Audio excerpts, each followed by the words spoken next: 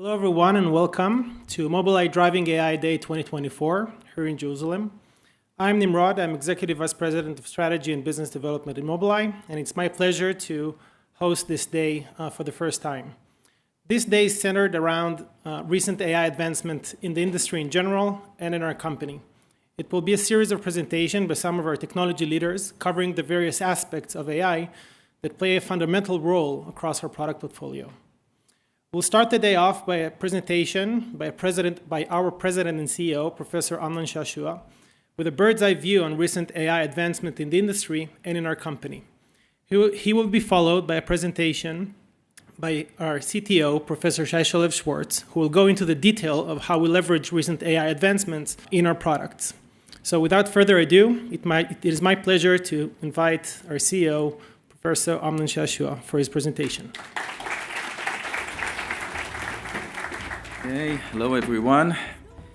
So, we have been spending quite a while, integrating, the latest modern AI into our stack.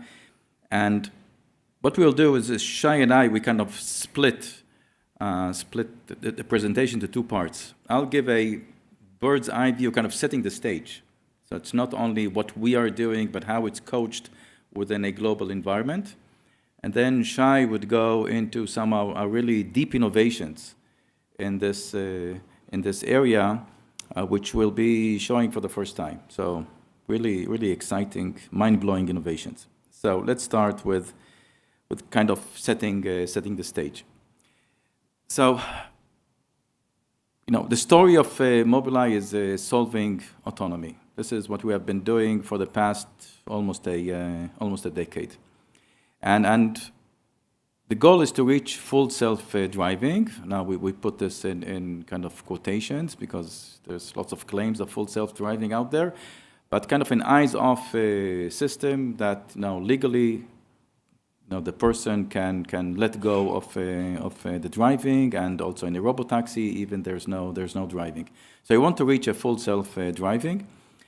But since this is a marathon, you want to maintain a sustainable business. You want to generate income. You want to generate earnings as you move forward. For example, in Mobileye expenses, for the past many years, we're spending around $600 million a year just for building autonomy.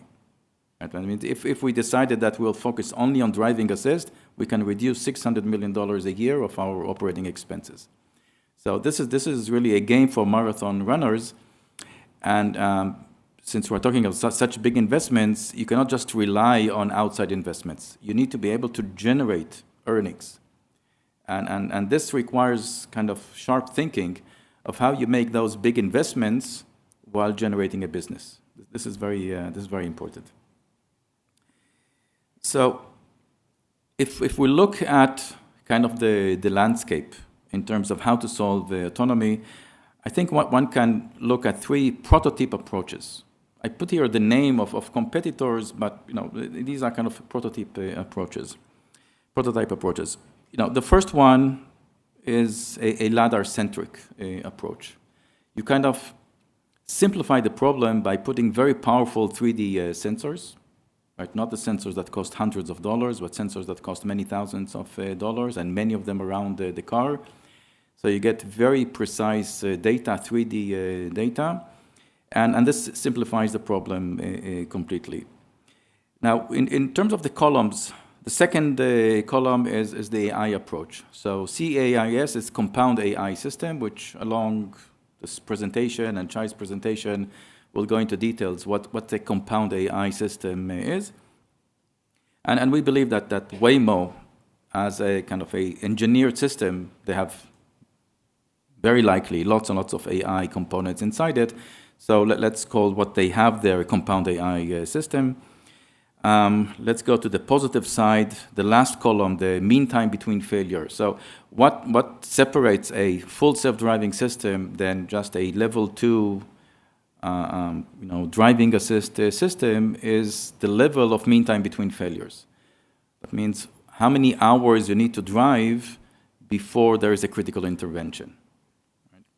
And it's somewhere between, I would say, 50,000 hours to 10 million hours, right? Depending on whom you speak with, right? So we're talking about a very, very large, high bar to pass. So with Waymo, we believe that they passed that bar, right? They're providing a service with no driver, so there's a kind of a positive check on the MTBF. In terms of cost, it's very expensive sensor, so maybe it's good enough for a robotaxi because the return on investment, you're replacing the driver with CapEx, but for a consumer vehicle in which cost is king, cost is key, a cost of such a system cannot cost tens of thousands of dollars when you're talking about a car that you want to buy. So this is why it's a negative. Modularity, by modularity I mean, can you take your system and kind of distill it into lower cost systems for driving assist? So even if it's not only driving assist, could be also an eyes off, but say eyes off only for highways. So simplify the system. Or if it's not eyes off, it's eyes on, but hands free. Simplify the system. If it's not hands off, but just advanced driving a system, simplify the system. And that way you create modularity and you create a business. So in this case, the Waymo approach doesn't allow for modularity, right? Geographic scalability is how easily you can scale geographically. So we don't know. This is why you put it as a question mark. They need to build a high definition mark and kind of manually from city to city. But apparently they're doing this quite efficiently. So this is why we put a question mark there. The next prototype approach is the Tesla. Here it is camera only. And I'm making a distinction between camera only and camera centric. So Mobileye, for example, is camera centric, right? We are doubling down on cameras, but we are open to introduce additional sensors, right? We're developing our imaging radars. We're also, in our eyes-off systems, putting a LiDAR, front-facing LiDAR. So we are open to add sensors, but the technology is centered around camera. So we are camera-centric. Tesla is camera only, right? So the AI approach, it's an end-to-end, which, as we go on this presentation, we'll clarify what this means. In terms of cost, it's very good. Cameras are very low cost. Compute is low cost. Modularity, also very good. They can distill it into any type of downgraded system that they like, right? Geographic scalability, very good. There's no limitation on geographic scalability. MTBF, question mark. Can this system reach an MTBF that is required for an eyes-off system? It's a question mark. And then I'll talk about this a bit more. Mobileye is camera-centric. The AI approach is also a compound AI system, which we'll elaborate in the next hour and a half. Cost is very good.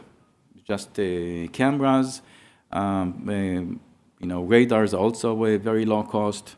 And for an eyes-off, just have a front-facing LiDAR of a very low-cost front-facing LiDAR, a few hundreds of dollars. So the cost is good. Modularity is very good. This is how we build our business. We have a product portfolio going from driving assist up to a robotaxi. Geographic scalability is based on our REM technology, which is crowdsourced. So we have immediate geographic scalability. At MTBF, it's also a question mark, right? We haven't shown yet that we can reach, the hundreds of thousands or millions of hours of driving between events, right? We haven't shown that, right? We believe we can do that, but we haven't shown that. So this is also a question mark. And what we want kind to elaborate through this deep dive is which is more likely to succeed. So there are two question marks here, right? Except Waymo, which is LiDAR-centric, nobody has reached the MTBF so far that is required for eyes-off, right? So there's a question mark here. And which is more likely to succeed, right? So this is kind of the real question. So let's go into the end-to-end approach. So we're talking about camera-only, end-to-end approach. So let's start with the premise, right? The promise. The first one is no glue code. You have a black box, a neural network, which You input the camera information, you output the trajectory that the car needs to go, so you're outputting the action.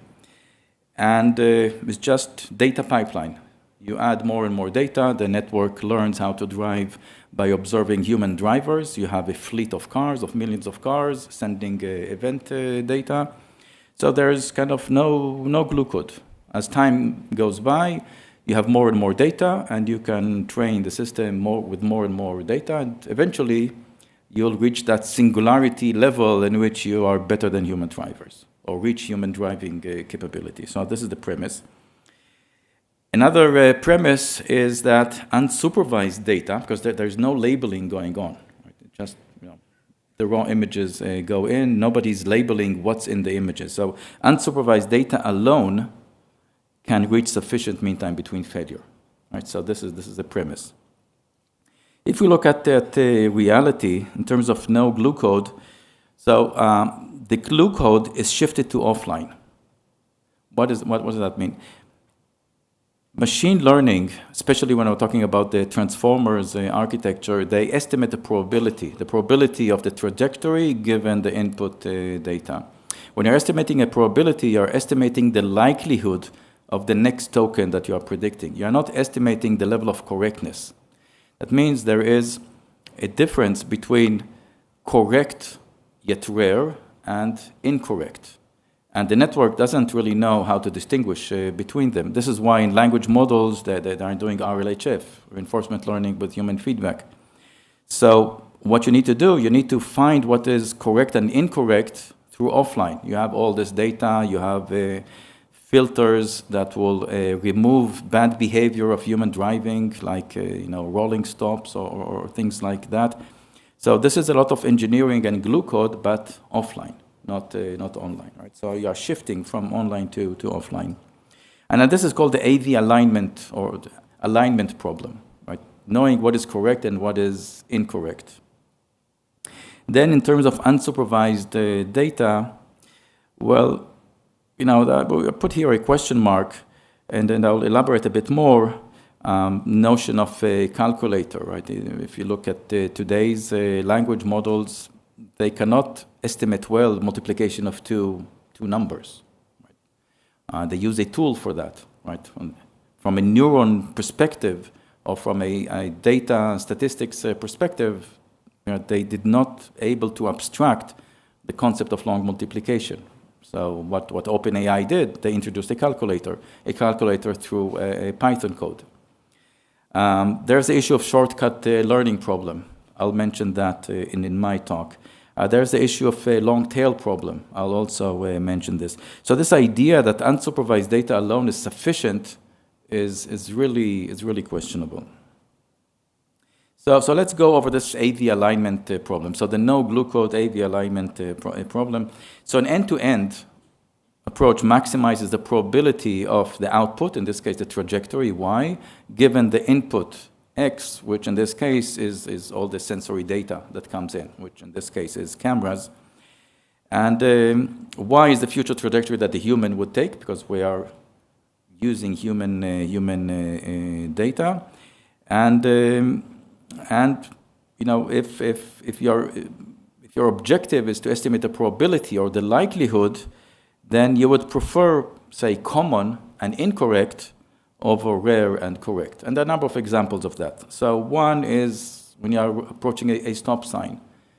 Most humans, they do a rolling stop. They slow down, they look left and right, everything is okay, and they continue, right? What you actually need to do, you need to do a full stop. Most humans don't do a full stop. So this is an example of rare and correct versus common and incorrect. So if you are just observing human driving data, you will learn to do a rolling stop. And then you'll do always a traffic violation, and we don't want a autonomous car performing traffic violations. Right? Then there is road drivers. Certain countries, certain geographic areas. Here in Israel, we're at the center of road driving. People cut in line, they have cars standing in line and an exit, and then all of a sudden, I don't want to mention names, but, cuts in, right? So this is rude behavior. And it's not only in Israel, there are other places as well. But so you don't want to learn rude behavior, right? You're building an eyes-off system. It should drive well, right? With ethics, right? It's not just rude driving. So if you just learn from human data, you will learn how to drive in a rude manner. Reckless driving, there's lots of reckless driving that do not generate an accident, because if there was an accident, you know that this is a bad example. But just rude driving. How do you know whether it's rude or not rude, or reckless driving? So all of these are examples of common and incorrect versus rare and correct. And this is built in the fact they are estimating probability. Right? So in language models, it was understood. Once ChatGPT came out, it was understood all these hallucinations, giving answers that are incorrect. So the next breakthrough after ChatGPT was introduced was deploying RLHF, reinforcement learning using human feedback, where an army of humans would teach the network what is correct and what is incorrect, rank answers, put in a query, get a collection of answers and rank them. So to teach the network through a reinforcement learning phase what is correct and what is incorrect. Because just by statistics, you will prefer the common and incorrect. So what is RLHF in autonomous driving? So the glue code, so this is an example where the glue code is shifted to offline. Okay, so now whether glue code in offline is easier than glue code in online, I don't know, but there is glue code, just not shifted. The second is about abstractions. The idea that just unsupervised data alone would be sufficient to learn everything that is important. We know that this is very, very questionable. And take, for example, multiplication of two numbers, and say you have two numbers with, say, up to 20 digits each, and you're asking your language model what is the result of this multiplication. So what you see on the right is a tweet showing the latest, GPT 4.01 compared to GPT 4.0, right? And so what you see, the columns and rows are the number of digits in the number, so up to 20 digits, right? So 20 digits multiplied by 20 digits. Red means that it is zero percentage of correct answers, and green is higher than zero, up to 100%, right? So when the number of digits is very small, the network succeeds, but when the number of digits grows up to 4 or 5 digits, the network does not succeed. And we're talking about the latest model. So, because what the network did not learn, was not able to abstract the concept of long multiplication. All what the network has seen is examples of pairs of numbers and their multiplication. From that, it was not sufficient to abstract the concept of long multiplication. So what is being done by companies like OpenAI? They introduce tools. So if you go to ChatGPT and ask it to multiply two numbers, it will not use the network itself to output the result. It will translate it into Python code, understand that what you want to do here is multiplication, translate it into a piece of Python code, and Python code employs a calculator, right? So a good old calculator. You don't need to learn this. So this is what we refer to as injecting abstraction, right? So you need to inject abstraction. Not everything unsupervised can be learned, or it will take a very, very long time to learn it, right? You have infinite time, infinite data. Maybe everything is possible, but it's not practical. Okay, so this is about the abstractions. And there's another notion. So what I said so far is really well understood by anyone who took a intro to machine learning. I didn't say anything that is not really known, right? Maybe not known to laymen's, but to anyone who took a course in intro to machine learning knows that, right? So I didn't say anything that is. What I'm going to say now is something that maybe few people know about, right? This is called the shortcut learning problem. And let's look at the notion of fusion. Right? Say we want to fuse information. It could be information coming from different sensor modalities, for example. And let's assume that this information, some of it has a low sample complexity, meaning you need a small amount of data in order to generalize, and some of it has high sample complexity, meaning you need a lot of data to generalize. So, for example, with the LiDAR, since it's a precise three-dimensional sensor, to generalize, you need much less data than the data that you need for cameras in order to generalize. So a LiDAR would be a low sample complexity source of information, and cameras would be a high sample complexity source of information. So now you want to fuse all this data. Right? So the end-to-end approach would be just feed all the sensors into a big network and train it. So instead of the network just receiving camera input, say the network receives the camera input, radar input, LiDAR input, and outputs a trajectory as before, right? But what's the big deal, right? If we can generalize from cameras, we'll generalize also from LiDAR, from radar, feed everything that is called low-level fusion into an end-to-end network, right? So the shortcut learning problem is that when different when you are input different modalities and they have different sample complexities, an end-to-end, stochastic gradient descent, right? Because machine learning today is only stochastic gradient descent based, right? So an SGD-based learning will struggle to leverage the advantages of all the modalities. Now, in order to see this in a bit more details, let's look at three types of sensors. We have cameras, radars, and LiDARs. And suppose that each system has an inherent limitation, which causes a failure probability of epsilon. Epsilon is small, say once in 1,000 hours of driving. So once in 1,000 hours of driving sounds not such a high bar, but the systems today on the road that claim to be full self-driving is about 1 hour of driving of MTBF. So 1,000 hours is quite a high bar. So let's assume that the error is epsilon, is about 1,000 hours of driving. And let's assume that the failures of the different sensors are independent. Now, the point is, are the different sensors and modalities dependent or not dependent is beside the point. Right? Because fusion is a kind of a design methodology. It's not coming to replace validation.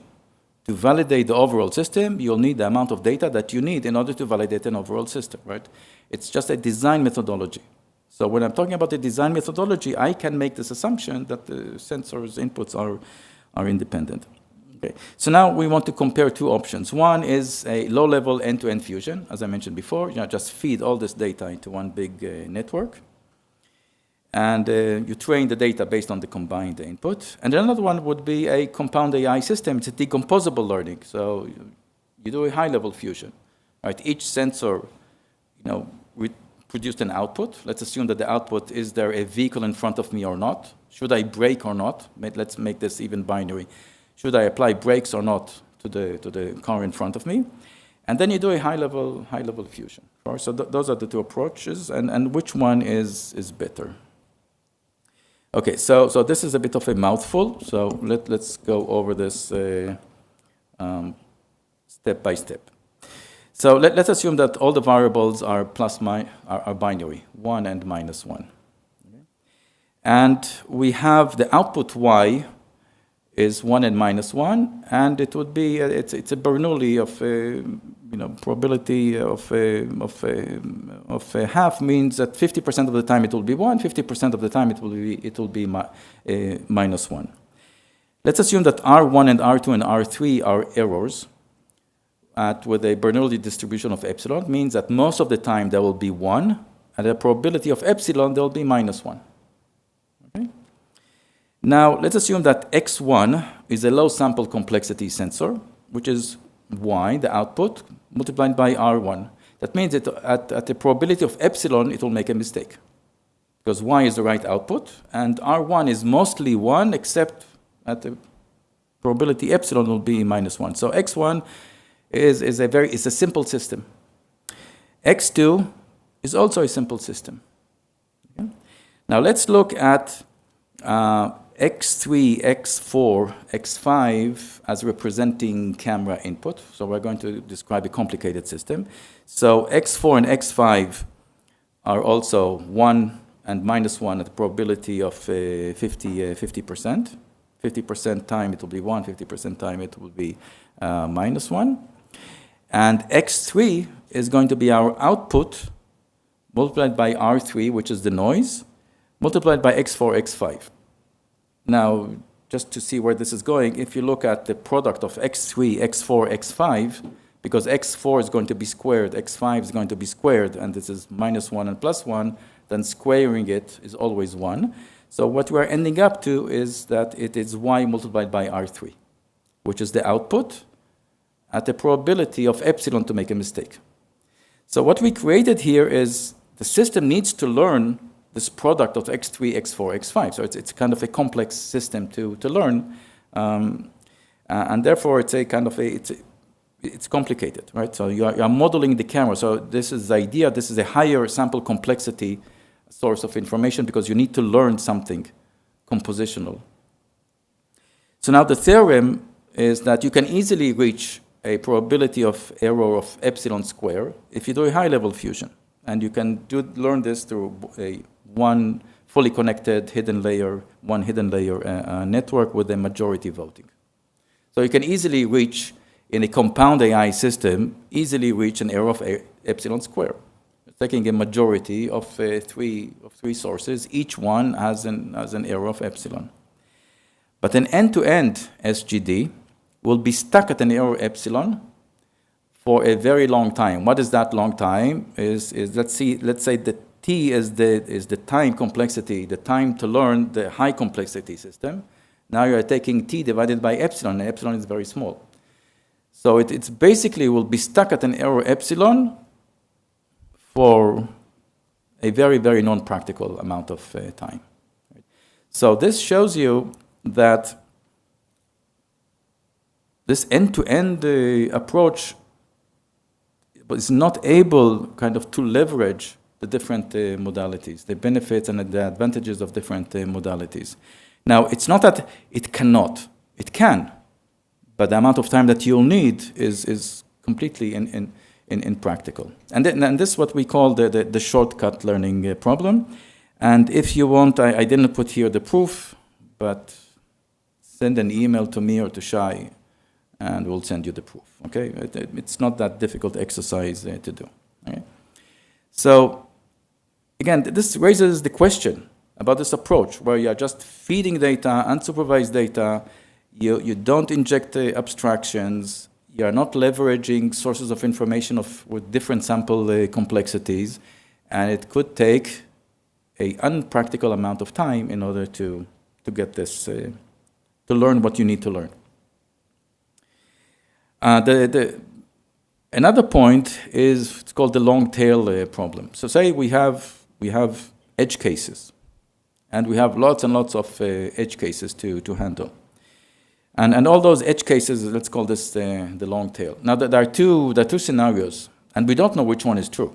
There are two scenarios. One, let's call this the optimal scenario, where if the x-axis is the events and the y-axis is the probability for the event, so there's going to be a small number of events that reduce the probability mass considerably. So this is why the curve is going down dramatically. So a small number of events reduces the probability mass. This is the optimal scenario.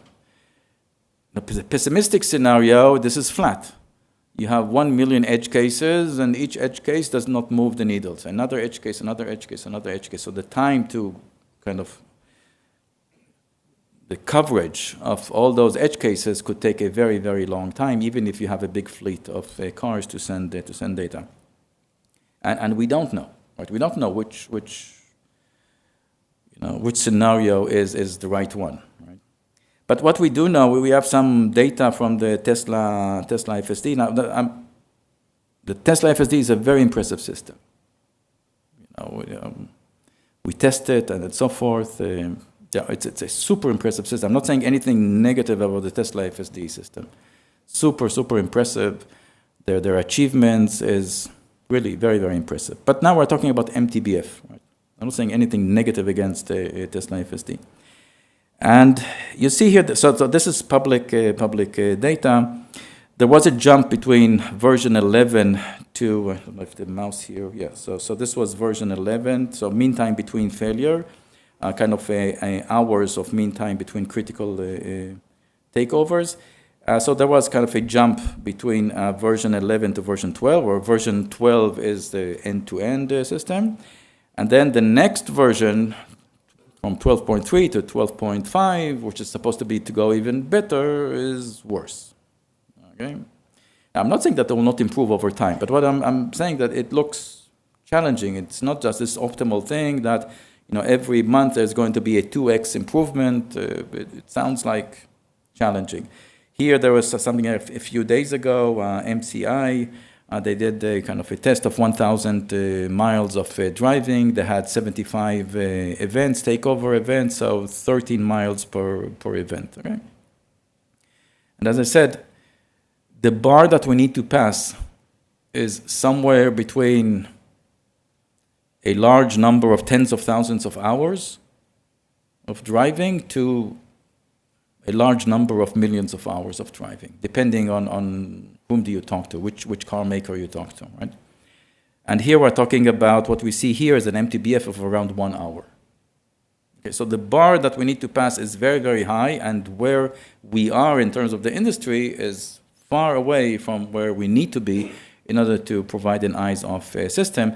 And therefore, this raises kind of the question mark, can just feeding unsupervised data, forget about abstraction, forget about those calculators, forget about the long tail, just be religiously focused on just feeding more and more data.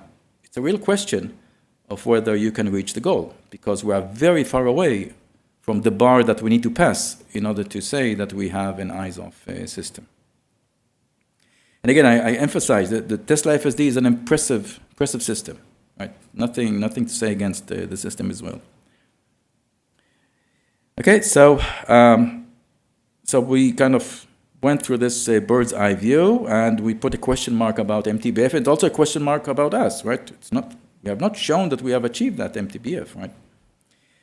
So now what are we doing? So in order to understand what we are doing, we need to kind of remind ourselves of a basic concept of machine learning, which is called the bias variance. So what is so in kind of the x-axis here is the amount of abstraction injection.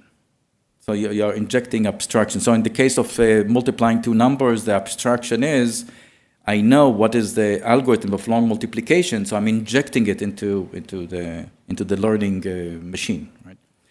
In case of autonomous driving, RSS, for example, responsibility sensitive safety, our engine for checking driving policy is an abstraction. Sensing state, the fact that you are given images and you are outputting where the vehicles are located, the pedestrians, all the road users, the lane marks, traffic lights, traffic signs, etc., etc., etc.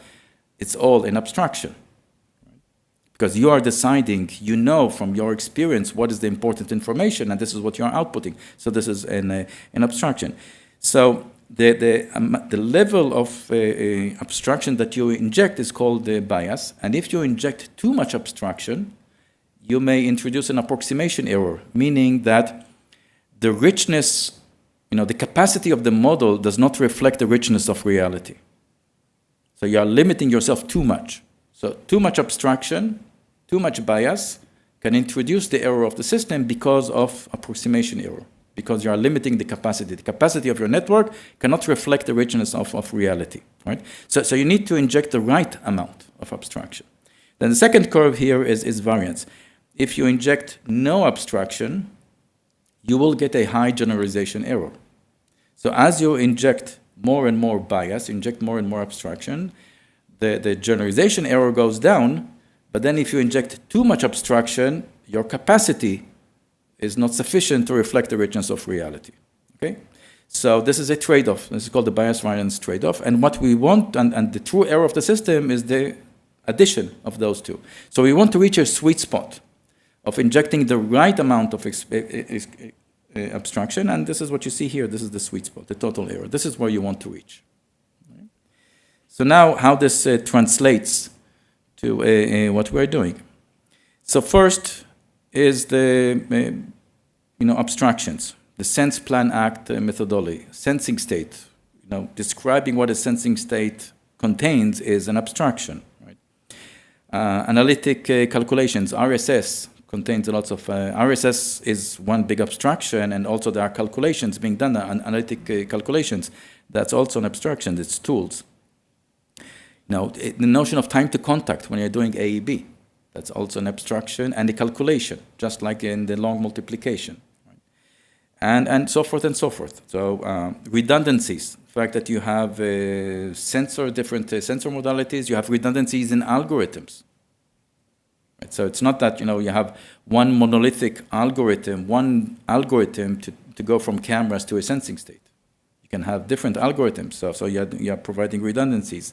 Then there is high-level fusion, that also it's a redundancy. And then in the AV alignment, right, understanding the difference between correct and incorrect, that's RSS. That gives us the AV alignment, right? So separates correct from incorrect. So this is what we call a compound AI system. Okay? What Shai will focus is on the sense, plan, act, and there he will show some really deep innovations that we have been. It's deep innovations in algorithms, deep innovations in the chip design. Shai will talk a bit about the chip design. So this is what Shai is going to talk immediately after me. I'll talk about this high-level fusion, this PGF. So what I mentioned before when I talked about the shortcut learning is that if you do this naive low-level fusion, just do an end-to-end network where all the sensor data, cameras, radars, and lidars are fed into, you'll not be able to really leverage the advantages of each sensor modality. So, okay, so that's a negative result. What is the positive result? How is Mobileye doing the high-level fusion? And there are some, it's not that simple, right? There's a simple part to it, and there's a very non-simple part to it. And we call that a PGF. Primary, guardian, and fallback system. So I'll say a few words about that, and then I'll give the floor to Shai. So high-level fusion. So how to perform high-level fusion, or high-level fusion done right? Let's put it that way. So we have camera, we have radar, we have lidar. Say, for example, we have this scenario where there is a vehicle in front of us, and then we need to decide whether to apply the brakes or not apply the brakes, right? So in this simple scenario of there is a vehicle in front of us and we need to apply the brakes or not apply the brakes, this is kind of a binary decision. And the classical way to handle this is the majority, 2 out of 3. The 2 out of 3 majority. Each system tells you 1 or -1, apply brakes, don't apply brakes, and you take the majority out of them. And if each system has a probability of epsilon to make a mistake, then the majority rule will give you a probability of epsilon square to make a mistake, both misdetection and false detection. Right? So this is the classical, this is, I say, the simple part. If you ask any engineer, how would you go and do high-level fusion? This is what that engineer would tell you. Okay? But there's another non-trivial aspect to it, and there are many decisions that are not binary, that they cannot be decided based on majority. So say, for example, and this is mostly in terms of lateral control. So say, for example, we are the car in the middle, and there is our 2 buses flanking us from both sides. And we have one system that tells us the roadway is going left, another system that tells us the roadway is going straight, another system tells us the roadway is going right. Now, there's no notion of majority here. So what should I do? If I make the wrong decision, I'll have an accident with the two buses that are flanking me, right? So there's an issue of how do you do high-level fusion when you have non-binary decisions? Right?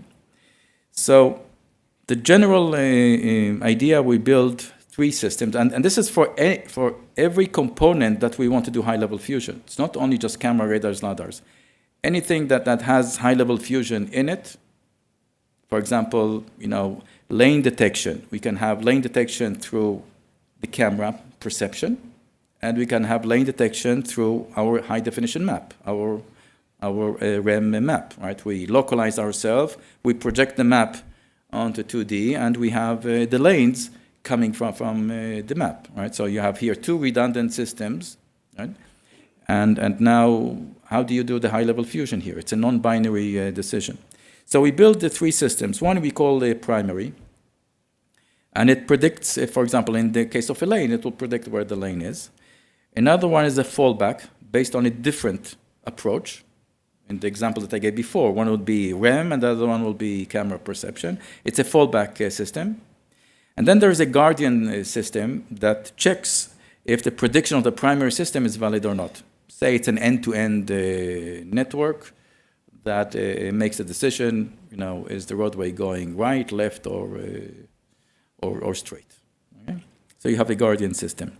Now each of these has an error of epsilon to make a mistake, and the fusion is if the guardian dictates primary is valid, choose valid, otherwise choose fallback. And the claim is that this framework has the same property of the majority rule. It means you can prove that the overall error of the system will be epsilon square and not epsilon. And I'll leave here the proof here. You can go over it, and this gives us kind of this natural pause until Shai comes and replaces me for the next part of the talk, right?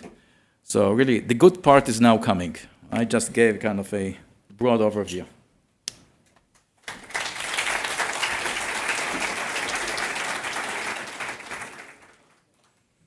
So everybody saw the proof and know it by heart, so we can continue.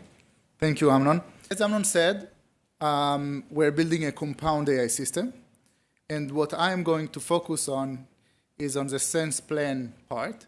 So how do we do sensing? How do we do planning using AI?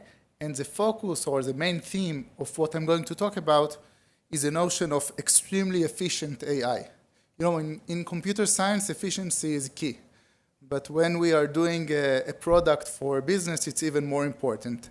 And when we are building a compound AI system, it's even more important because it's really crucial to be able to be efficient.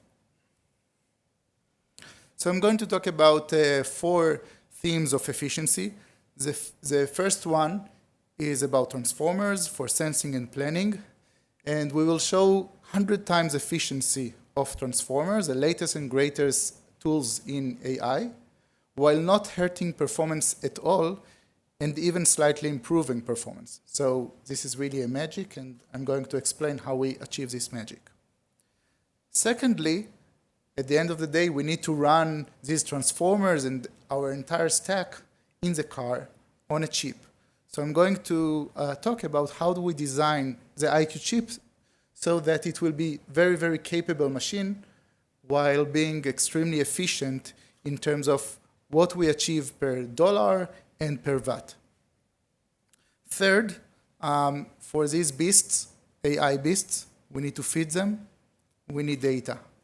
The question, how we create data for these machines in an efficient manner.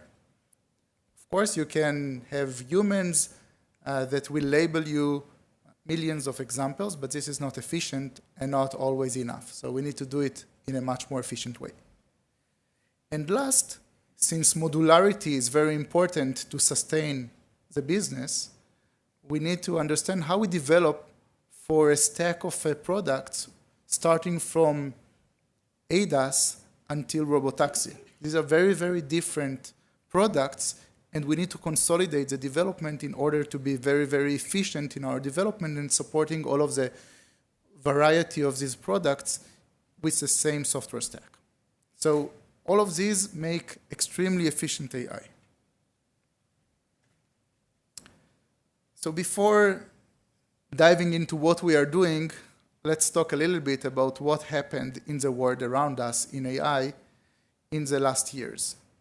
It's really amazing what's going on with AI. AI is changing the world, and all of us are seeing this. It started with machine learning. So Mobileye was founded in 1999 and was one of the first companies to use machine learning in its products. But then around 2012 came the deep learning revolution that took computer vision and made it really, really different from 1 year before. In 1 year, all the papers in the computer vision conference changed from different methods to a single hammer, which is called deep learning. And Mobileye was one of the first companies to utilize deep learning in our software stack. But then, in the last 4 or 5 years, came revolutions, more and more revolutions, one by the other. Generative AI, universal learning, all are achieved by transformers. Then sim to reals, simulation to reality. And what we are experiencing now is a reasoning revolution. So we need to look how all of these things should affect the problem of self-driving. And I'm going to talk about the transformers part, about generative AI and universal learning. So just briefly, what happened with deep learning before transformers, pre-transformers. This is a typical use case of object detection. So we start with an AI component, a deep learning component, usually a convolutional neural network that runs on the image on the left.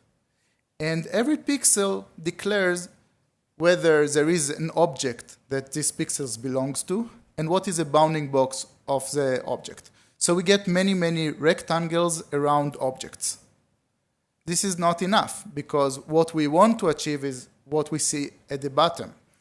We want to achieve the position, the location of the objects in the 3D world. So there are 2 steps that we need to do.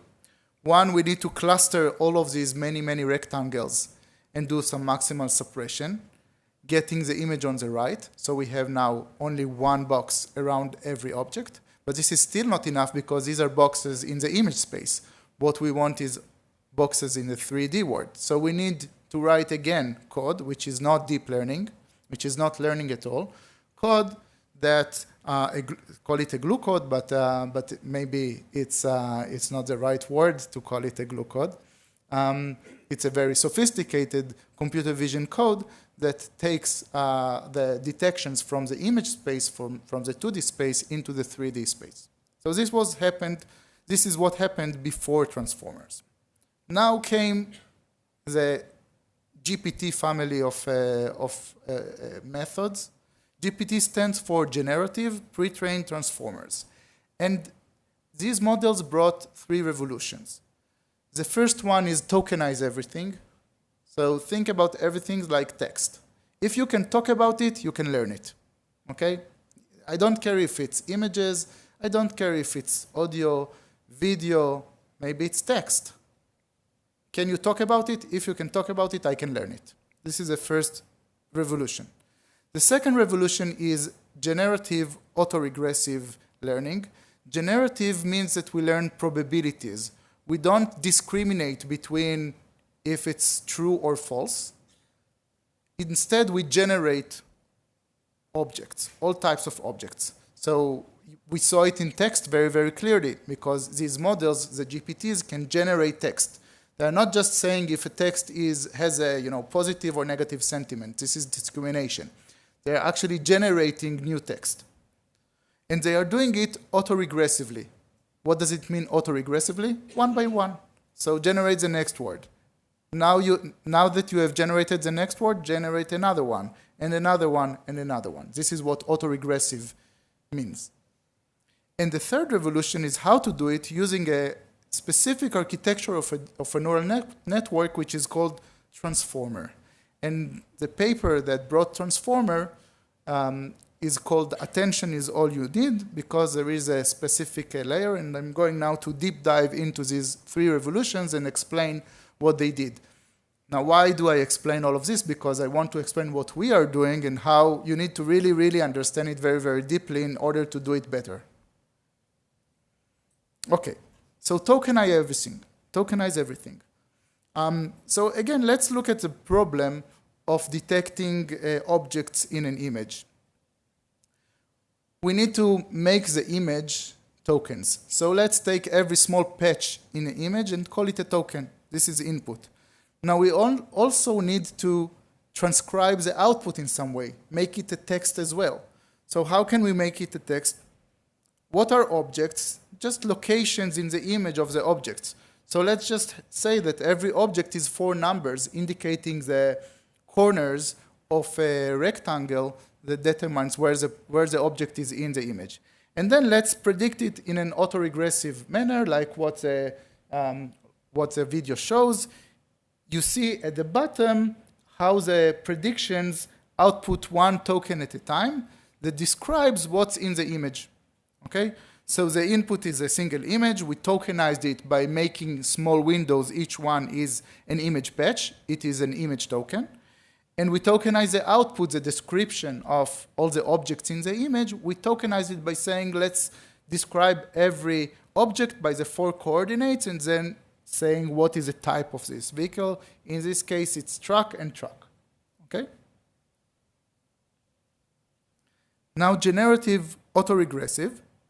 Before the transformers, what we did is just we predicted very simple output spaces. For example, the ImageNet dataset that brought the deep learning revolution into the world is a problem in which you get an image and there are 1,000 possible classes and you need to determine what you see in the image, if it's a certain type of a dog or a cat or a certain type of a glass or whatever, okay?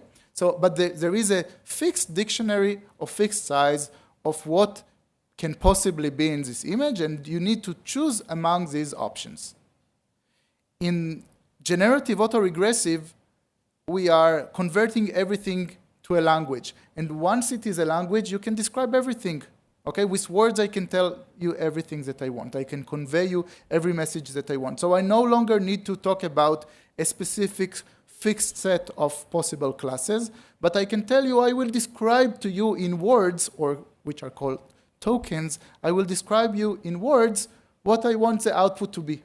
And I will generate a sentence or a paragraph or arbitrary length sequence that will tell you what I see in the image or whatever I want to convey. So this is a generative approach, autoregressively meaning that we are outputting 1 token at a time. And the key feature to do this is a mathematical rule which is called the chain rule.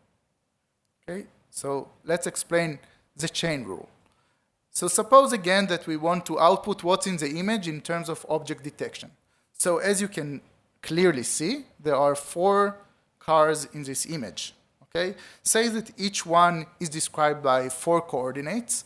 So we have 16 coordinates to describe what's in the image, the locations of all the cars in the image. Okay?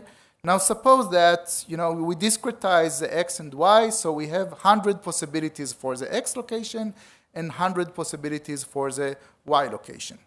If we are not using the chain rule and we need to output what is the probability of what we see in the image, we need the probability of 16 numbers. Each one has 100 options, or 10 to the 2. So overall, 10 to the 32 options. So we need to output a very, very long vector of a length 10 to the 32, so 1 with 32 zeros after it. And each position in this vector tells what is the probability of seeing a specific combination of 4 objects. But even this is not enough, because why 4 objects? Maybe there are 5 or 6 or 10, and of course it becomes impossible to output the probability of what we see in the image. So what the chain rule tells us? The chain rule tells us that we can output things 1 at a time. And this is a mathematical identity, so there is no approximation here. Instead of saying the probability of this sequence given the image, we can say what is the probability of the first token given the image times the probability of the second one given the first one and the image times the probability of the third one given all the previous ones, the first and the second, and so on and so forth. This is equality. Okay? So far, this trick chain rule makes each individual prediction of dimension 100 much more efficient. Okay? Of course, the magic of this using the chain rule comes from a function approximation. We use a deep learning to approximate the conditional probability of the next token given the previous tokens. So we need a generic machine, a generic architecture of a deep learning that knows to approximate the probability of the next token given previous tokens. And this is exactly what transformers are designed to do. So what are these transformers?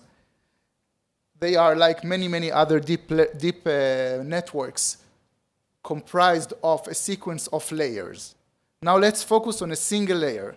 All the layers are the same in the sense that they all get a sequence of tokens as input or representation of a sequence of tokens as input. And the output is again a representation of a sequence of tokens. The representations are of the same dimension. I call the dimension D. So the input is n tokens, each one of dimension D, and the output is also n tokens, each of dimension D. Now, inside a transformer layer, there are two types of operation. The first one, we call it self-reflection, and the second one, self-attention. So now let's deep dive into these two types of layers, of interlayers component. And in order to explain it, I'm making an analogy from group thinking process. So think about the group of people here. Each one of you is a token, okay? Now, each one of you knows something about life, about the meaning of life, etc., and also whether there are cars in the image, okay? Which is more important. So each person has their own area of expertise. They all contribute to the outcome. And now, when we are doing a group discussion, we have two types of operations that are happening. One is self-reflection. Self-reflection is each one of you sits by himself and process what he knows, think some more, and find a better representation of the personal knowledge that each person has. Okay? The second type of operation is a discussion, and we call it self-attention. How it works? One of the tokens wants to know something, so he asks a query. For example, does anyone see a closed truck on our left side? Because your meaning in life is understanding what vehicles are around us. Okay? So and each token deals with something. So ask a question, a query. We call it a query. And then the rest of the tokens, some of them know nothing about it. Some of them know something about it. So we need to match between those who knows and those who doesn't, those who don't. Okay? And then we can communicate and message passing, okay, the knowledge, the shared knowledge between the group. So now let's make it formal.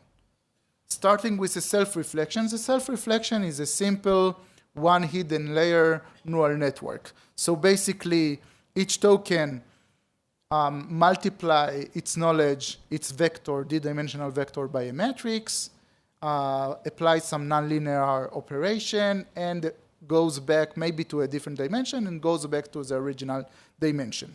So this multiplication by matrix of dimension d by d takes d square operation.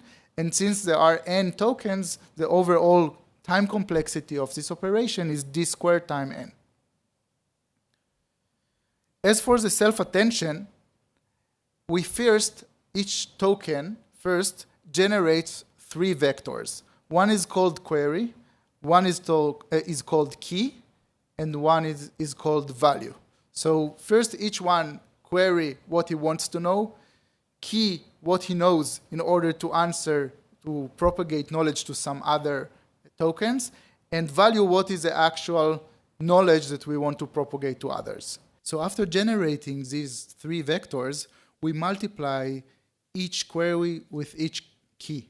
This takes n squared d because we have n tokens. Each token multiply its query with each of the key of each other token, so it's n squared. And this multiplication is of vectors of dimension d, so we get n squared d. Now, once we generate this matrix of n by n, we normalize the rows, making them probabilities, and then the message that I gets from the rest of the group is simply a summation of the value vectors of all other tokens, where the summation is weighted by this alpha. Alpha are how much token j value matches the query of token I. And this is what the token I gets in order to continue improving its knowledge for the next phases of the transformer. So overall, what is the complexity of applying a transformers?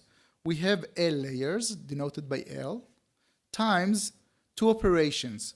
The self-reflection takes n times d squared, and the self-attention takes n squared times d. Okay, so this is a complexity. Now let's compare it to what happened before transformers. One option is flat, fully connected network. So in fully connected network, we take just the entire input, all the neurons in the input. We have n tokens, each one of dimension d. So the overall number of neurons that we have in the input is n times d. And then in fully connected network, we multiply by a matrix of dimensions times dimensions, but now the dimension is n times d. So overall, we get n squared d squared. So it's more expensive than transformer layer, because in transformer layer, we have n d squared plus n squared d. Okay? So this is one option, fully connected network. Another option, which was before transformers, is all the recurrent networks, which applies a Markov assumption. So basically, every token talks only the one before it. So like if you sit here, everyone talks only with the one to his side. Okay? So now we have nd squared, similar to the nd squared of self-reflection without the n squared d. So these are recurrent neural networks. So if we compare transformers to the alternative, we see that relatively to fully connected networks, transformers are sparser. Okay? Relatively to the Markov assumptions in long short-term memory or recurrent neural networks, transformers are denser because you talk with all the tokens and not only with the one next to you. And comparing to convolutional neural networks, convolutional neural networks are also very efficient, but they are specifically tailored for images, while transformers are more general. You can tackle everything with transformer. Okay, so all of this, what do we get from all of this? We get a universal solution, a universal learning machine, because we can handle all type of inputs. We made everything a language. So now it doesn't matter if it's images, if it's language, if it's voice, whatever. Okay? We can deal with uncertainty because we are learning probabilities. And Amnon mentioned that what we want to learn is the probability of the next token given the previous tokens. Okay? So even if there is no single right answer, like what we see in text processing, in ChatGPT, for example, when you ask ChatGPT something, there is no single clear right answer. There are many possible right answers to every question. But since we are learning probabilities, it's fine. We can handle this uncertainty. And finally, we enable all type of outputs, again, because everything is a language. We can express everything. So did we get the ultimate learning machine by transformers?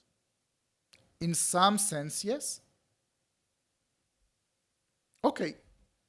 So if it's so good, let's use it. So let's see how we can use transformer for end-to-end object detection network. Okay?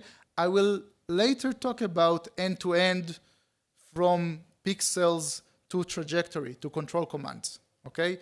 which will also be very, very similar, and most of what I'm going to say here is applicable also to this end-to-end. But for the sake of concreteness, I want to focus on the object detection problem. So the input is images, a set of images from multiple cameras and for multiple time frames, because we want to understand the kinematics as well. And the output is a description of all the objects in the scene, what we call a sensing state.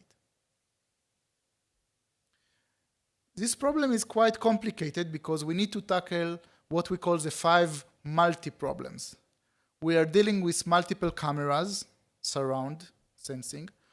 We are dealing with multiple frames, not a single time frame, but several time frames. We need to output multiple objects, not a single object. We need to tackle multiple scales. There are very, very far away that are appearing in the images as very few pixels versus close objects, which takes the entire image. We need to tackle all of this. And it's not sufficient to describe the position of the objects in the world. We also care how they behave according to traffic rules. And for this, we need to assign them on the lane system. So all of these multi-problems need to be tackled by a good end-to-end object detection system. Luckily, we have transformers. How can we solve it with transformers? Simply, let's encode image patches. So the input is images. Let's encode them as tokens. Let's call them image tokens. And let's encode object also as a sequence of tokens. We want, at the end of the day, to describe the location and lane assignment and everything on all the objects in the scene. Just describe it in words. Okay? And apply a transformer. Now we have an ultimate learning machine, universal, that can tackle everything. Let's apply it and generate the probability of the objects given the images. And problem solved. So let's make it concrete. We need to start with generating image tokens. Now we could do something very naive, just take a small patch of an image and say every patch is an image token. Okay? We could do it, and some people are doing it. It is called image transformer, but it's not efficient. It's much better to rely on convolutional neural networks, which are much more efficient and tailored for images in order to generate the input image tokens. So this is exactly what we are doing. We are taking 30T high-resolution images from different cameras and different time frames, and by a convolutional neural network, converting them to smaller images of resolution 20 by 15 pixels. And each such image has channels, has dimensions. So taking the channel dimension makes a representation of a token, which we call an image token. Now, I just want to mention that there was a very interesting, a little bit funny even, discussion on Twitter between Professor Jan LeCun, that invented convolutional neural networks and did a lot of good things besides this, and is heading Facebook AI research, and Elon Musk, about, it was a funny discussion, and I will not go into the details of the discussion, but one of the things that I debated on are whether convolutional neural networks have any meaning in the era of transformers, and Elon, mocked Jan and said, convolutional neural networks are not used anymore, we use transformers. And Jan responded that, no, it's not true. Convolutional neural network is really what you want to do when you are dealing with images. And of course, Jan is correct. Because if you know that you are dealing with images, you don't want to take something completely generic. You want to use the prior knowledge that things that are close to each other are more connected in order to generate the image token. It doesn't mean that we don't want to use transformers. We're, of course, using transformers. This is a second part of the encoder, but you want to start with a convolutional neural network backbone in order to do the tokenization, the mapping from the image themselves into a sequence of image tokens. So this was a CNN backbone. Now comes the encoder. In the encoder part, now we have these C times NP image tokens. So C is 32, is a number of images that we started with from multiple cameras and multiple time frames. And NP, P for pixels, is the number of image tokens that we have per image, which is 20 by 15, namely 300 pixels or tokens per image. So overall is almost 10,000 image tokens, and each one is at dimension 256. Of course, all of these are a little bit arbitrary. You can go to higher dimension, but for the sake of discussion, I chose something that actually we tried and it works. So a good example. Okay, now let's apply a vanilla transformer layer, a vanilla transformer network. If we have L layers, we saw that the complexity is L times n squared d plus d squared n. In our case, if you count and you apply 32 layers, again, a standard choice, you end up that the number of computations that you need to do is around 100 TOPS. Now, TOPS is tera operations, okay? So just counting how many operations we need 100 tera operations. Now, per second, yeah. It's actually, yeah, tera operation per second. So here I assume that, that we are running at 10 hertz, so we are processing 10 times at a second, okay, which is, again, standard thing to do in self-driving. Okay. Now, you might think, is it a lot? Is it not a lot? It's actually quite a lot. And 100 TOPS, it's also the theoretical thing. In practice, it will be much more because operation can take more than just one cycle. So it's really a lot, okay? This is for the encoder part of the transformer. Then comes the decoder part. The decoder, I remind you that we are doing generative auto-regressive decoding, meaning that we output the first description, the first token that describes the output, and then given the first one, the second one, again and again. So seemingly we should run the entire network again and again and again for every output, but there is a trick how to do it more efficient, which is called KV caching. KV is for the keys and values matrices, and since transformers are left to right, we can do this trick, which saves a lot of compute, but comes at a price of memory. Now we need to bring all the key values from all other tokens per each generation of a new token. And this is a L times N times D per token, which is really expensive also. And actually all modern AI chips will suffer here. Okay. So in a sense, the blessing, the universality of transformer is also making them a brute force approach, maybe the dark side of universality. So if you can solve everything, you cannot really specialize in anything, in nothing in particular, okay? And it's a big issue. So if we think about GPT-3, the dimension in GPT-3 is very, very high, making the ND squared term very, very expensive because we have D squared, which is very large. If we look at autonomous vehicles in our problem, N is very large, is 10,000, even with some very minor modeling. So N squared becomes very large. And we pay in sample complexity, we pay in computational complexity. It's simply not efficient. Now, it's not that I invented these issues. These issues are well known and acknowledged in the literature. And there are mitigations for these issues, some mitigations for these issues.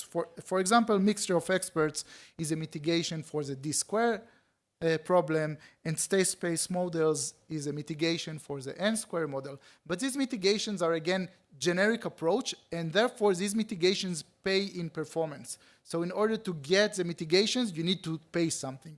And what I'm going to show that we are getting 100 times more efficient without paying anything.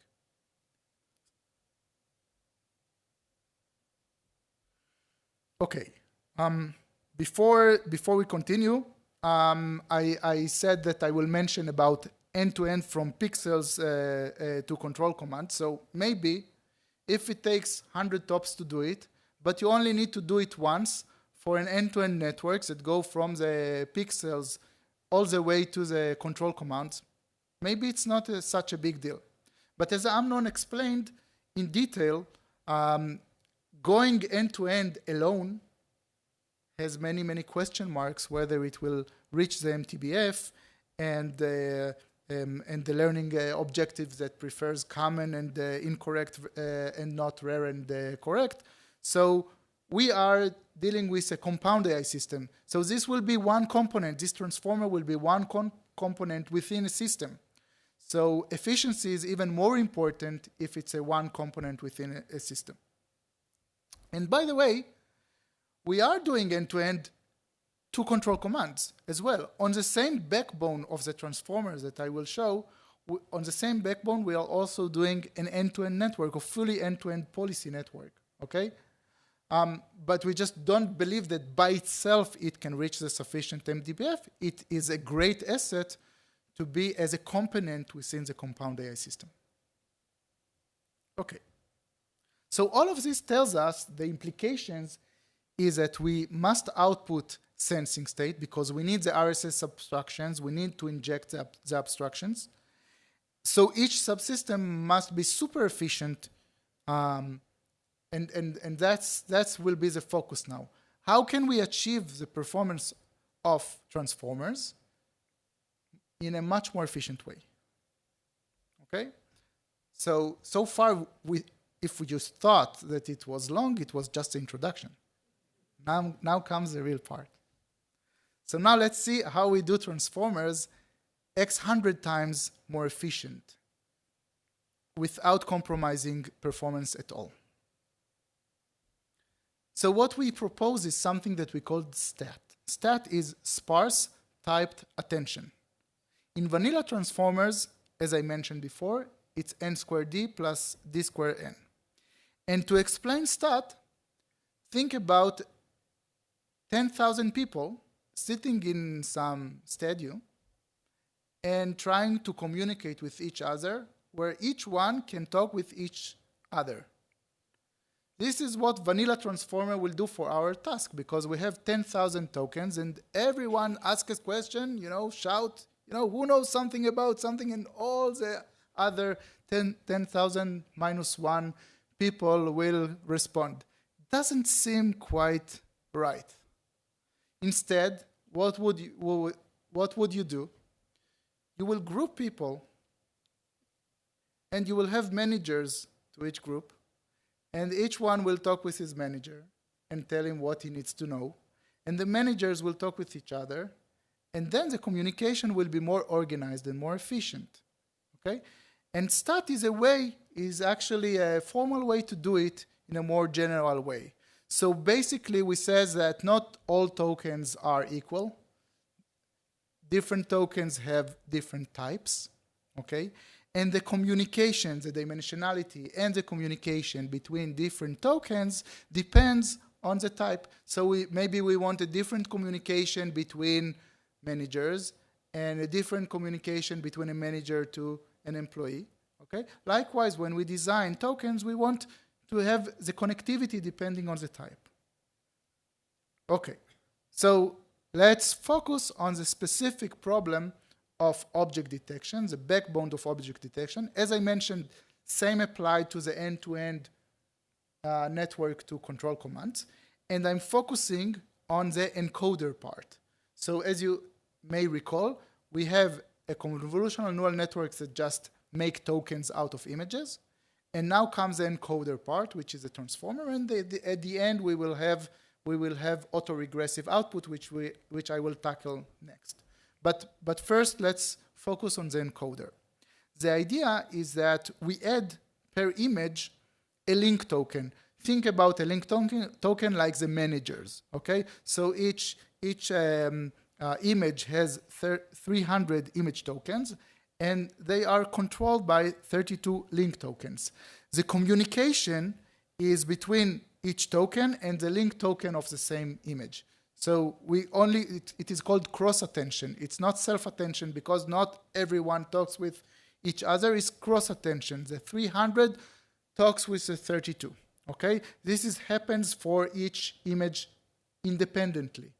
And then all the managers, all the link tokens are talking with each other, but we have factor of 10 less managers than all the tokens. And since the dependency is on n square, a factor 10 in the full connectivity gives us a factor 100 in the overall complexity, okay? So just by making order, we get efficiency, which is maybe a good message for life, okay? So at the end of the day, this architecture of STAT enable us to run exactly the same network of object detection, end-to-end object detection, okay, at 100 times more efficient way in inference time. And not only that we didn't hurt performance, we actually implemented it, and it improves performance. Now, where is the magic? Where comes the magic that it improves performance? Because we have different types of tokens, we actually have different matrices per type. So in fact, we enlarged the number of parameters of the network, so we gave it more capacity, which helped it achieve an even higher performance. And this higher capacity didn't hurt us in terms of inference time at all because of the connectivity, okay? And the reason we can achieve it is because we think about the problem and we are not going to something universal. So we take the transformers, we take what's good in transformers, but we say, hey, we know something about this problem. So if we model it correctly, we can achieve the factor of 100 improvement without hurting performance. Again, injecting prior knowledge into the problem, here it shows that injecting the prior knowledge is not only saves us in sample complexity, it also allows us to save huge time in inference time complexity. Now, what about the auto-regressive part? There, the problem is that chips are not designed to do sequential things. All the modern chips for deep learning are designed to do parallel things. Because if they are doing sequential things, that we are bound by I/O, and we are not utilizing the machine well enough. So what can be done? So again, this is not something that we found out for the first time, that autoregressive is really bad in terms of chip utilization. It was noticed by many others. And one of the approaches is an algorithm which is called DETR. DETR stands for Detection Transformer, and it was proposed by Facebook AI in 2020. And the idea of DETR is, let's just output all the objects in parallel. But the problem with DETR is that it doesn't handle uncertainty well enough, because it goes back to regression loss functions and not to learning probabilities. And sometimes there are uncertainties about what's going on. I will not elaborate on the details, but you can imagine in the image of a Paris street, if you ask where are the lanes here, it's really, there are more than one correct answer where are the lanes in this image.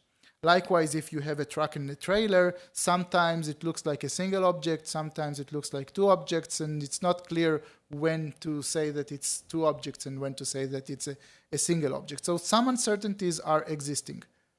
On the other hand, the vanilla autoregressive approach said that, everything should be solved by uncertainty. So, and it adds fake uncertainties that are not really needed, but are just fake. For example, if we want to output all the objects in the scene, at which order? Okay, we make it a language, so we can describe by language all the objects in the scene. But what is the order? Do I output this car before that car, or the other way around? Somehow it is arbitrary. So it is arbitrary. Let's make it uncertain, and let's take the big hammer of probability and tackle this problem by the big hammer of probabilities. This is what autoregressive, vanilla autoregressive is doing. It doesn't feel right because the uncertainty here is not real. It's a fake uncertainty. And what we propose is to deal with a fake uncertainty not by an autoregressive manner. So we gain by parallelism, and again, we can leverage the chip and have it in a very, very high throughput. And we leave the probability only when it is really required to deal with it.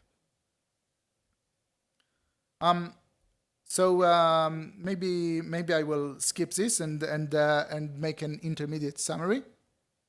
Oh, to explain? Okay.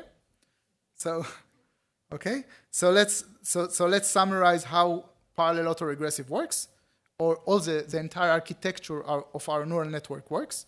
We start with the input images. We have tokenization by a convolutional neural network.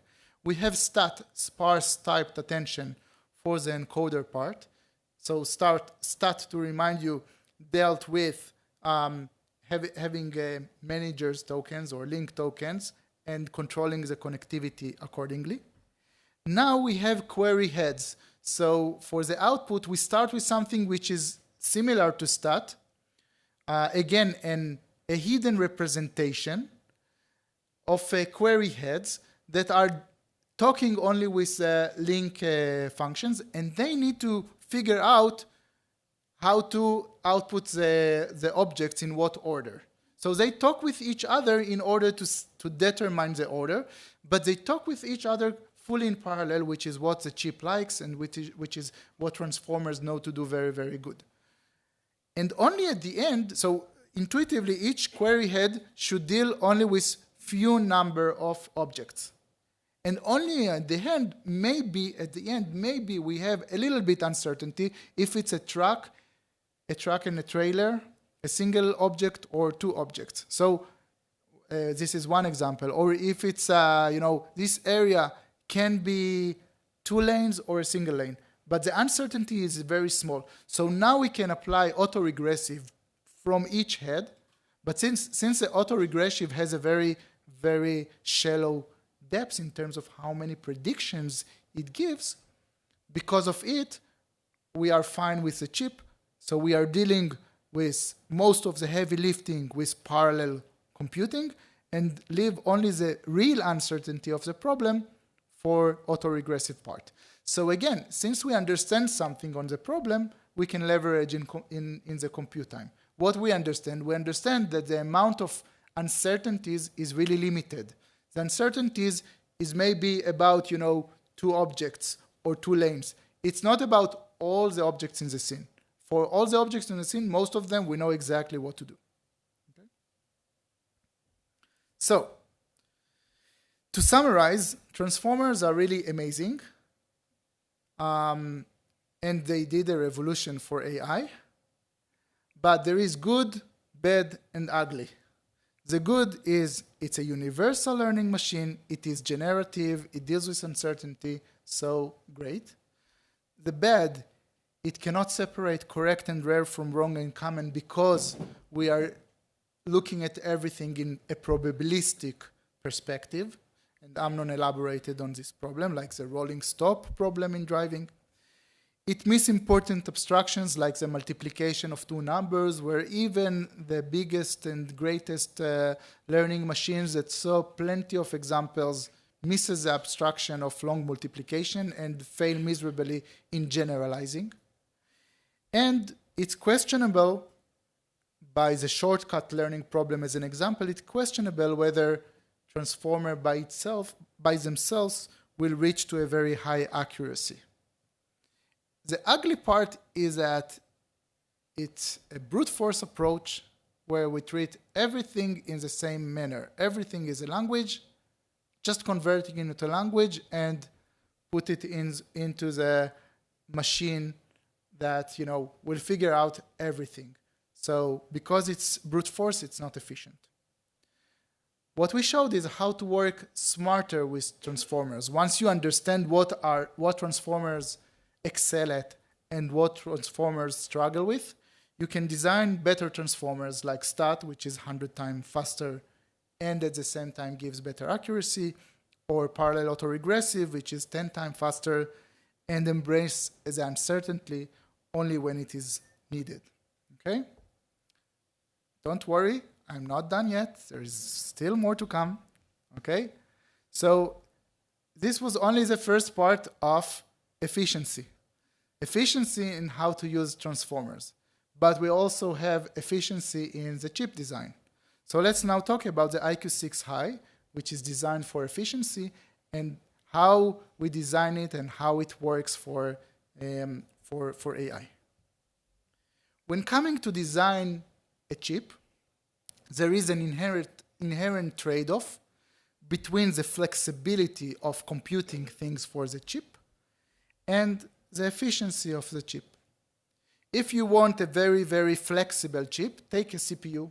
It's Turing complete. It's the most flexible approach, but it will not be very efficient. Because it needs to do so many different things, it cannot be very efficient. On the other hand, if you need to do just a single operation, you can design a chip or a circuit that will do only this fixed function. It will be super efficient because you know exactly what you need to do, but it will only know how to do this particular function. So we have an inherent trade-off when designing a chip. GPU is somewhere in between. What the EyeQ6 family, and in particular I'm talking here about the EyeQ6 High chip, is we have 5 distinct architectures on this trade-off between flexibility and efficiency. On the one hand, on the left-hand side, we have an XNN. An XNN is something that is very, very, very specific for deep learning and super efficient. Since we know that we are going to do a lot of deep learning, we know that we want something that will solve deep learning, okay? Very, very good. But we are not doing just deep learning. We are doing more things, so we need additional components. So on the other spectrum, we have the MIPS. The MIPS is a regular CPU, okay? That is very, very flexible, but not very efficient.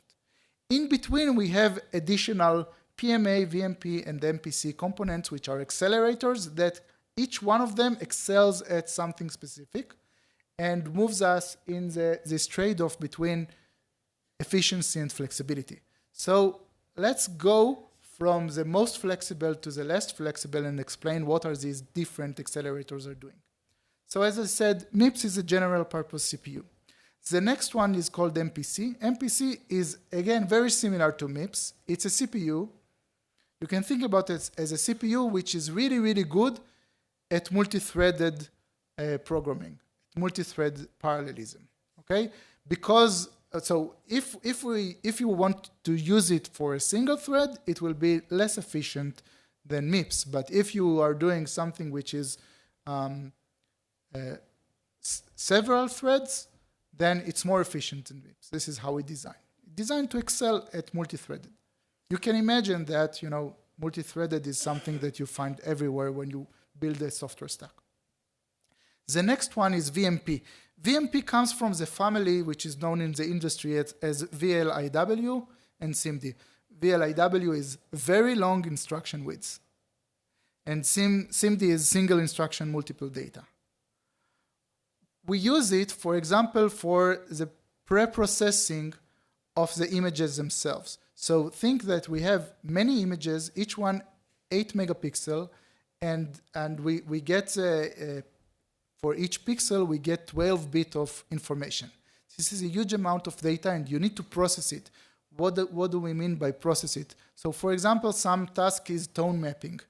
You want, if you have the sun and you have a vehicle that is very close to the sun in the image, you don't want the vehicle to be washed out because of the sun. So you want to adjust the image so that the intensity will be adjustable according to the scene. This is called tone map. So this is a type of operation in which the bottleneck is dealing with a huge amount of data and you want to do it in parallel. So what VMP, in a sense, is doing is a machine being able to do operations on vectors. So you take a vector, maybe another vector. You can do an operation between them. And all of this operation on the big vector is done in a single cycle of the CPU. Okay? So this is what VMP is doing. PMA can do the same. So why do we need VMP and PMA? Good question. So VMP is very, very efficient, more efficient than PMA when working with integers, with fixed size numbers. PMA can handle also floating point numbers. So it is more flexible on the trade-off because it can handle floating point numbers, but it comes with a price. Per silicon area, VMP will be more efficient than PMA. So again, you want some of VMP, some of PMA, depending on the load that you are going to use in the chip. Finally, XNN is a very, very strong accelerator for deep learning. It basically knows to do only convolutions, matrix multiplications, and some activation. So very, very limited. But if you think about deep learning, then convolutional neural networks, check. Fully connected networks, check. Transformers, check. Because what are transformers? It's just matrix multiplication and activations. So XNN is very, very efficient for doing the most heavy lifting that we need in order to run AI for deep learning. So this is how we get a great efficiency. Now, let's see what are the implications of these accelerators. Let's compare EyeQ5, the previous generation, and to EyeQ6. Now, you can look at the number of TOPS, tera operation per second, that each of these two chips can do.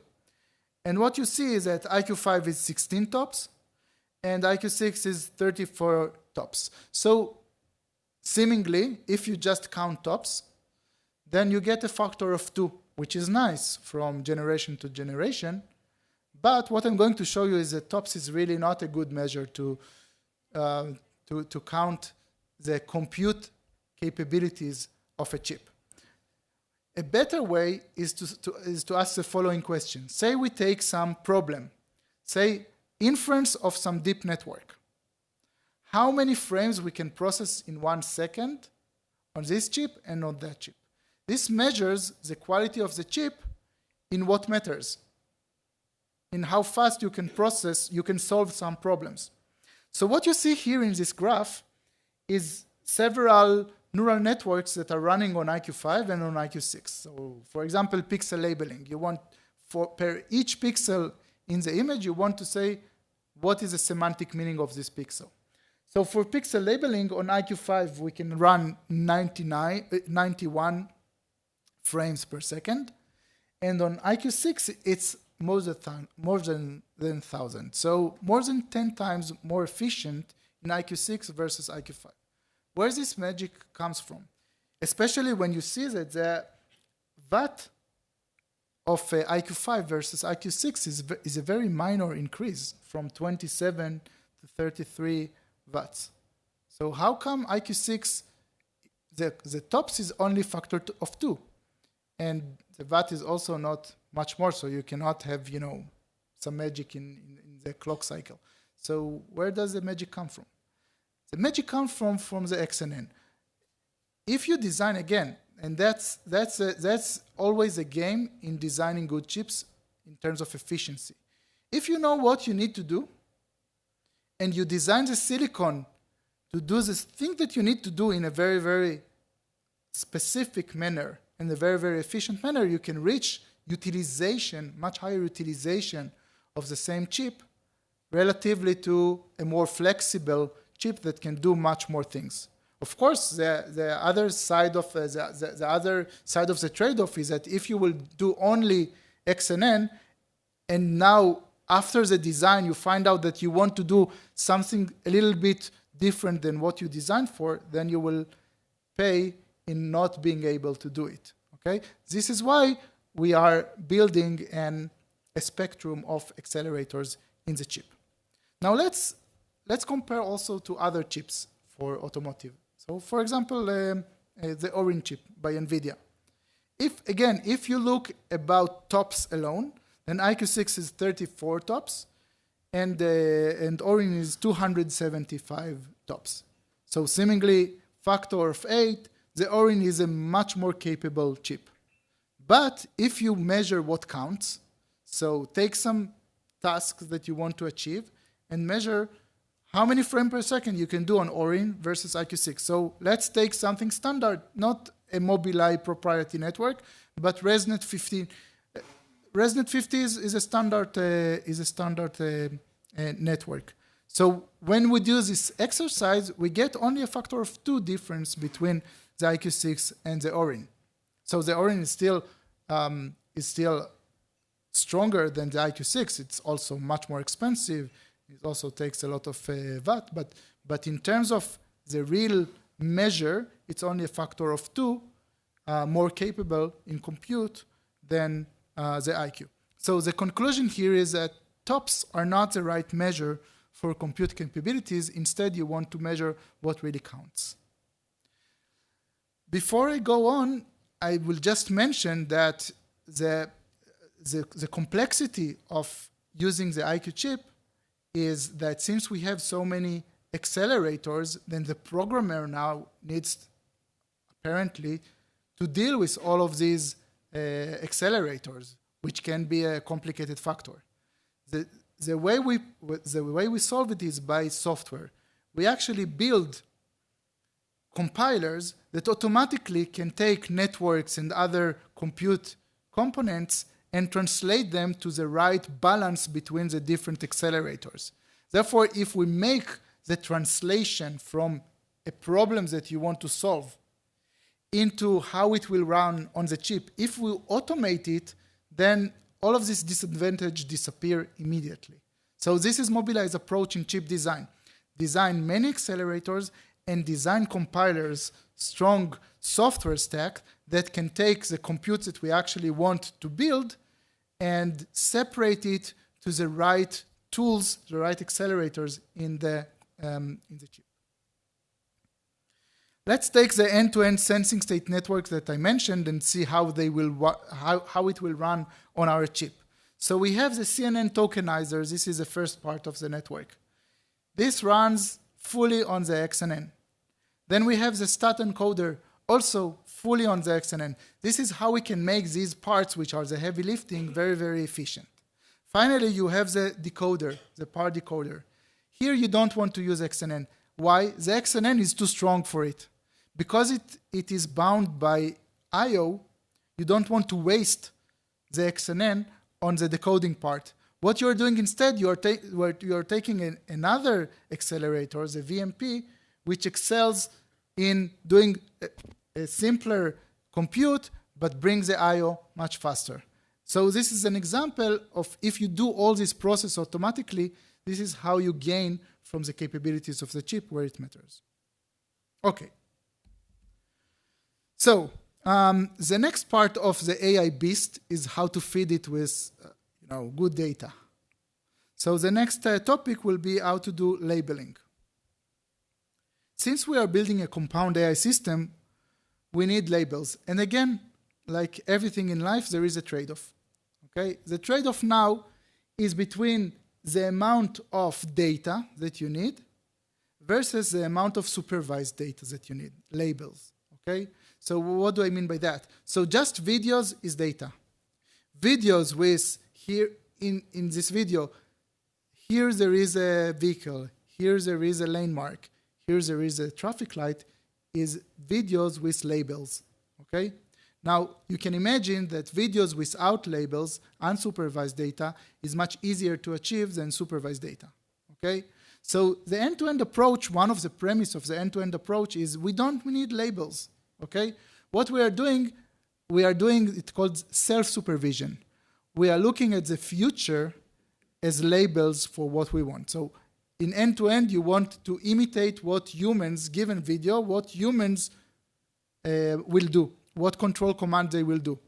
How can we infer it automatically without labels? We just look what they did, because now we have the luxury of knowing the future. If you have the video, you know what the human did, okay, in retrospect. And you can use it as self-supervision. But the price of end-to-end, as Amnon mentioned, think again about multiplication of two numbers, okay? Without injecting the abstractions, you need a huge amount of data in order to learn, okay? So on one hand of the spectrum, we have end-to-end method that requires a huge amount of data, but don't require supervision, don't require labels. On the other hand, there is compound AI systems. We need much less data. Why? Because we injected abstractions, okay? So we need much less data. Again, think about the multiplication problem, okay? We just need to translate the sentence into a Python command. This is much easier than understanding long multiplication. So we need less data, but the data we need is of higher quality. So far, it's a classic trade-off between quality and quantity. CAIS needs less quantity, more quality. End-to-end needs less quality, more quantity, okay? But again, we can do magic. What's the magic? What I'm going to show now is that actually we can use small amount of data and small amount of supervision. And the magic comes from AutoGT. AutoGT is automatic ground truth. So again, whenever we do magic, it's not magic, it's science. So let's explain the science, how we do this magic. Okay? How can we reduce the number of labels required? So basically, there are two tricks. The first trick, let's solve easier problems. You can imagine, and also Amnon mentioned it in the fusion example, that the easier the problem, the less data you need in order to solve it. Okay? So how can we make the problem easier? One thing is know the future. So of course, when we drive in the car, we don't know the future. But when we generate data offline for labels, for ground truth, we know the future. Okay? Much easier problem. Why it's much easier problem? If we need to find out the kinematics of other targets, of other vehicles, it's much easier when you know the future. Okay? If you have occlusion, now you don't really see what's going on there, but in few seconds you will see. So you can circumvent temporary occlusions because you know the future. You can focus on short range and track back. So look at the image on the right. I'm sure I cannot see, but there is a faraway vehicle. Now I will play a video. Now you can see it. Okay? Now when we go backward, after you saw it, when it was close, and then you go backward and track it, then it's much easier to find this car.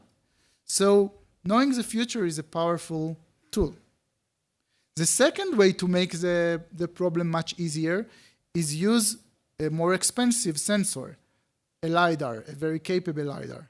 This is what Google or Waymo did in their stack. They made the problem easier by relying on a very expensive LiDAR. Doing it online is not a good idea for us because the system price will be very expensive. But doing it in offline just for generating data and knowing that we are at a compound AI system that we don't need a huge amount of data, so we can invest in putting few expensive LiDARs on data collection vehicles, and by that create a much easier problem to solve. Okay? In addition, we have the compute power of offline. In online, when we run in the car, we need to run on the EyeQ.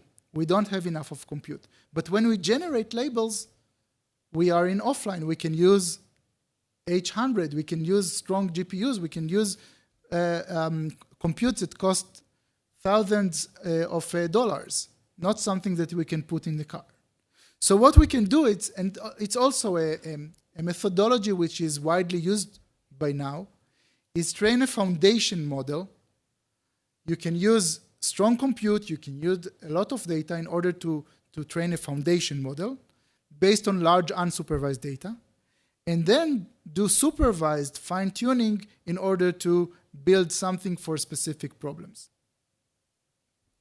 So just to give you some examples, this is Mobileye foundation model, one of our foundation models in the image space that understands the meaning of every pixel and also clusters pixels together according to their semantic meaning. So it will understand in the image where is every vehicle, where is every lane mark, where is every pole, etc.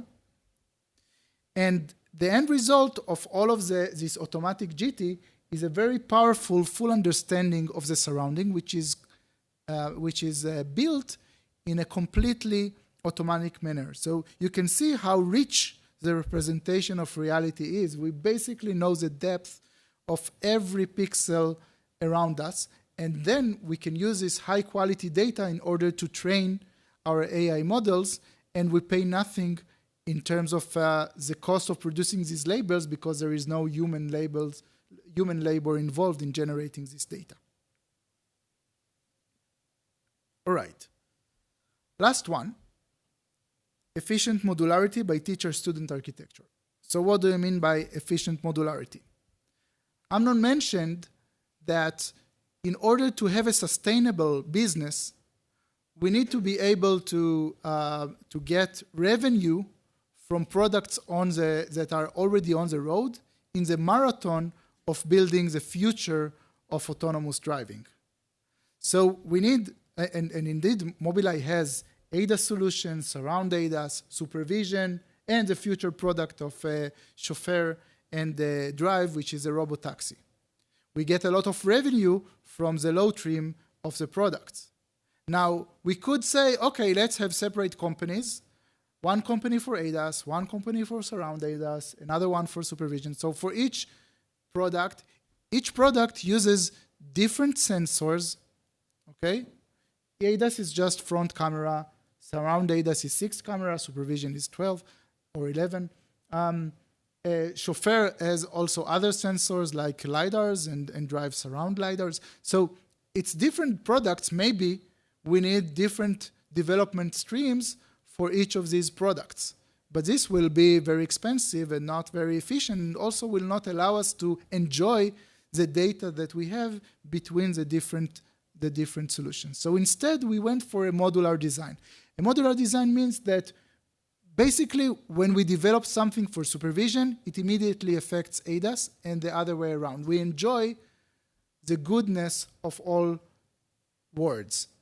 And the question is how to do this, because it's different compute inference machines, different chips, different amount of chips, and different sensors.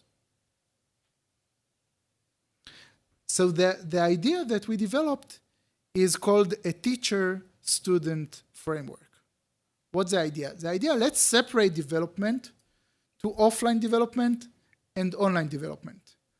Offline development, we call it the teacher network, offline teacher network, has no problems of compute because it runs offline, okay? So it doesn't have any issues with compute. And it just needs to focus on solving the problem, okay? What's the difference between this teacher network and the ground truth that I mentioned before? The teacher network is intended to be a system without knowing the future, okay? And the system without having the full expensive sensor set, okay? But other than that, it doesn't have any constraint. Then, once you have the teacher network for doing something, then you want to deploy it to the different products. You want an automatic process that will say, okay, if I'm now at an ADAS product or at a supervision, the compute is different. So I want to find the best architecture of a neural network per the chip that I want to deploy on, okay? For this, we have an automatic process, which is called NAS, Neural Architectural Search, okay? So we know to optimize, to search in the space of the different architectures of neural networks for the one that gives the best balance between performance and fitting the chip. Okay, so this is the only part which is specific to the chip or the platform, and then we perform an act which is called distillation, taking the knowledge and the dark knowledge in the teacher network and teaching the student to imitate the teacher in the best manner possible per the compute that we allocated for the student, okay? So what do we gain by this? We gain that we have the same team that works for all of the products on the teacher network, and this is where the heavy lifting happening. Because when you work on the teacher, you need to model the problem, right? Like, for example, what I showed in stat. Think about the problem, how to use transformers for the problem, which transformers, what are the link tokens, how to model the problem, what is the right loss functions, how to model the input, how to model the output, how to clean the data, how to boost for rare event, okay? All of this heavy lifting of development, you're doing it only once for the teacher network. And then small teams take the teacher network and deploy to the different products in the best manner, in the best possible way, while using only unsupervised data, because we just do imitation. Student imitates the teacher. Okay. So to sum up, Mobileye's approach to self-driving is building a compound AI system. It solves the AV alignment problem, for example, by RSS, by separating correct from incorrect. And it solves the problem of reaching sufficiently high MTBF by the notion of injecting the right abstractions, finding the right balance between bias and variance, writing the right analytic calculators, the analog of calculators for self-driving, and relying on the methodology of redundancy, which is really the go-to solution in every industry that requires high MTBF, like aviation.